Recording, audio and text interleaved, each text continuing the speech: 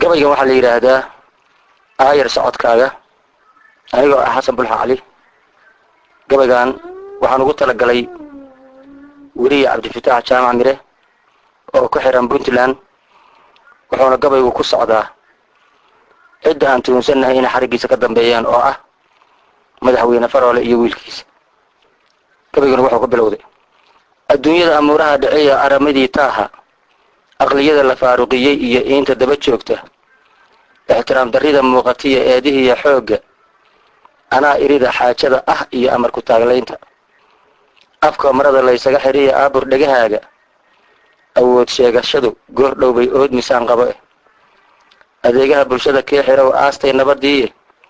abriye fir'aun waxa ajalay kibir isyeelyeele, namruud baa sidoo kale inkiray ee bakhaaliqahe, isla weynidii ay qabeen naar ku iibsade aynigoodii oo kale haddaad khalad abraarayso, maamulkaagii way wada arkeen aadmigu idile, ujeedooyinkaagana la garay aarsidoonka ah, eray qura ninkii kugu dhahaba maqan unuunkiiye, adaygu waxay kugu diraan eheladaadii, ikhyaar dhaqankii kugumaan arkiya xaajo odayeede, af macaan ayaa kaaga wacan uubta kala gooye, xog ururshihii soo bandhigay eray su'aaleedka, xabsi lagu amaagiye ma mudan jeelka ku abaade,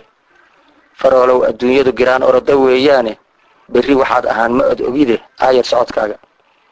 weriyaashu eed gaara iyo iima kaa qore odayadii Fataax Jaamac iyo diiday ehelkiiye, isimadii qabiilkuna talay ururinayaane, ixtiraam darrida aad dhigtay ka anfariireene,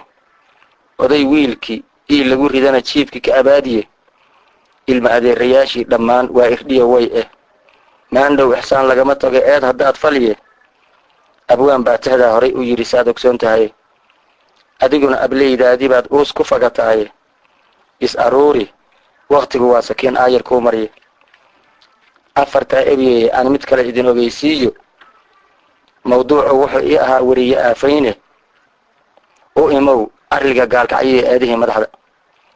eelkiiyo dhibaatada jirtiye maata la ugaarto, arbow maxamed yaasiin markuu tabiyey iinteeda, afka hadalkii waxaa lagu bedelay olol rasaaseede, isbitaalkii goortuu ka baxay jeelkii lala aadiye, amarkaana adigaa baxshoo waa iclaan dhabahe, aabbe wiilkii uu hagahayaan tala abbaarayne, isa seegga adigiyo bulshadu inanka weeyaane, adkaysiyo dulqaad baa mas-uul lagu adeecaaye,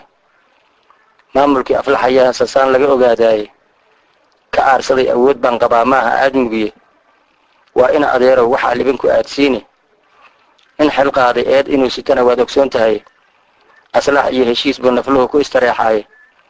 awood ciidan iyo xoog marnaba guul ma ebiyaane, ogolow akhyaartiiyo talada odaya beeleedka. eray kalena waxaan odhanayaa wiilka aabiga adeegga iyo taladaani waa maalmo aayarahe, aanadiiyo eeddaa ka daran doolar ururkiiye, ehel kula coloobaana waa aafa khayr darane, aabbahaa wuxuu falahayana waa aad aragtaaye, intaad odhan lahayd xaajadan aniga ii daaye, ama aad amuuraha cakiran aasilayd beleda, isagii ayaad kala mid tahay ficil afcaaleede. Fataax Jaamac haddii aadan aqbali ma uusan oodeene, ogol baad ahayd jeer xabsiga loo agaasimay, waqtiguna wuxuu ururiyaa kaydka oo idile, dhito axala kii aastayow jeer unbaad arage, ixsaan iyo wanaag kii falo waan ogsoonahay, labadaa midkaad iibsataa aqalka kuu yaale, adiga iyo maankaagu shira oday gabaygiiye, adiga iyo maankaagu shira oday gabaygiiye.